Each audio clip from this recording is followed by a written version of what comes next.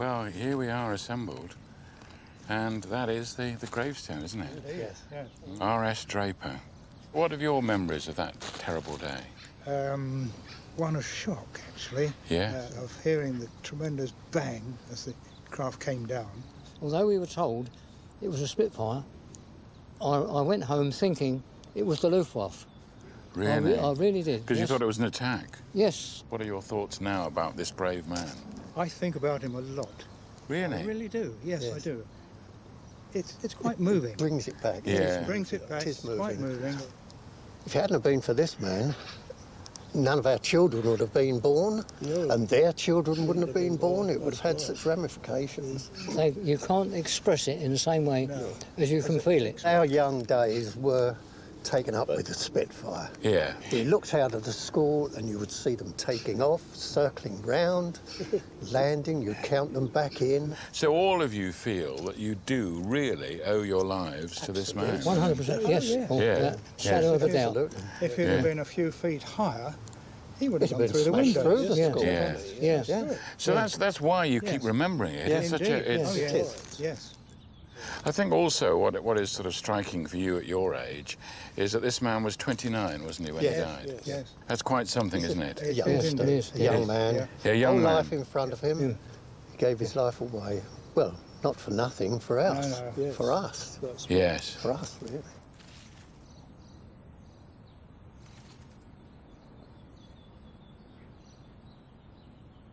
That's the true spirit of the Spitfire, isn't it? Young men and women doing remarkably brave things for people they didn't know and perhaps would never meet.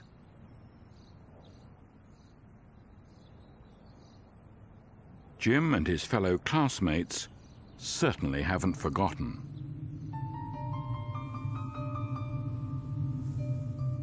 Our plane, MH434, was delivered to RAF Hornchurch just a few months after the accident at the school. It wasn't a special Spitfire then. There wouldn't have been a fanfare. Just another small moment in the old aerodrome's history. RAF Hornchurch is now a nature reserve. There are only a few signs of its past.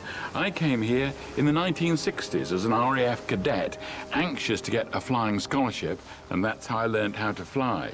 But when I was here, this was full of the buildings and the runways of the war.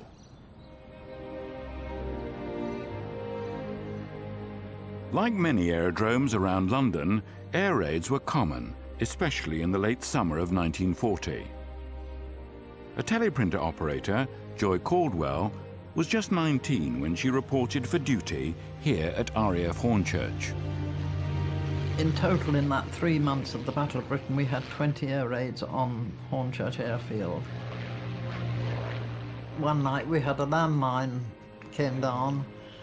They came down in parachutes, you probably know, and it was caught on the side of the hangar, number 3 hangar, which was our nearest. That hung there all night, and we knew that if it touched the ground or if the wind got up, that it would blow us to bits, but we couldn't do anything about it. We just had to carry on. About 4 in the morning, the bomb disposal people came in, and they defused it. They had a cup of tea with us, and they went over to Elm Park, and where another one had come down, and unfortunately they blew themselves. All of them were killed in that one, which I mean, 5 minutes they were drinking tea with me, the next minute they weren't there. And you say you mourn, you don't mourn. You think, tragedy, yes, but you can't mourn. It was another disaster, another thing that had happened, and you didn't talk about it. You just lit another cigarette and got on with it. The Battle of Britain marked Hitler's first significant defeat in the Second World War, but victory came at a terrible cost. Over 500 RAF pilots were lost, and tens of thousands of civilians were killed or injured. They always say you never hear the one that comes down, and I didn't. And it was pretty painful. I was going into ops, and it blew me between the sandbags over the counter onto a wireless set, and didn't half hurt. And I reported sick. for the first time, the only time I was reported sick.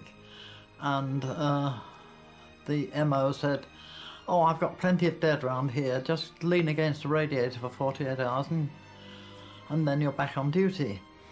And what they didn't know was that I'd fractured my back. I am not special. I'm just a person. I was put in a situation that any of you could have done or would do to protect your freedom and your home.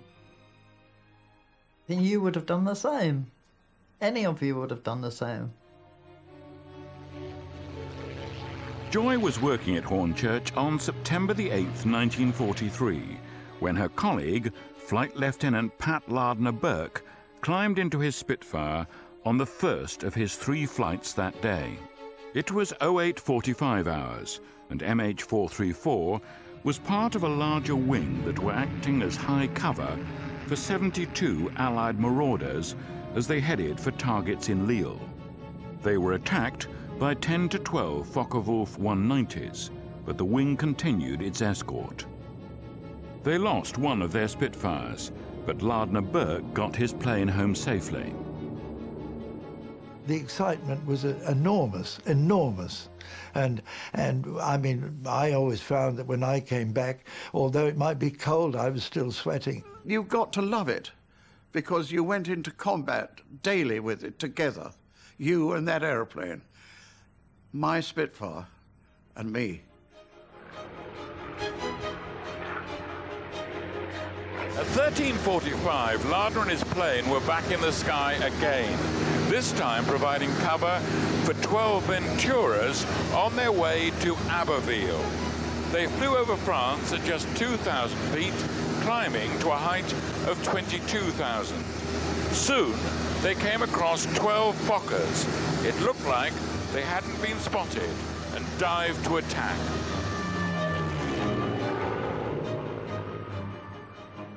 He would have to be very sharp. This was all happening in short seconds with lots of your colleagues around you in formation, all joining together to do something. You are worrying about the guys that you're flying with, the operation that you're on, whether you're going to do the right thing, whether you're going to make a mistake, whether you're going to come home with the same number of people. Another 3 or 4 minutes and it had all disappeared and you're by yourself.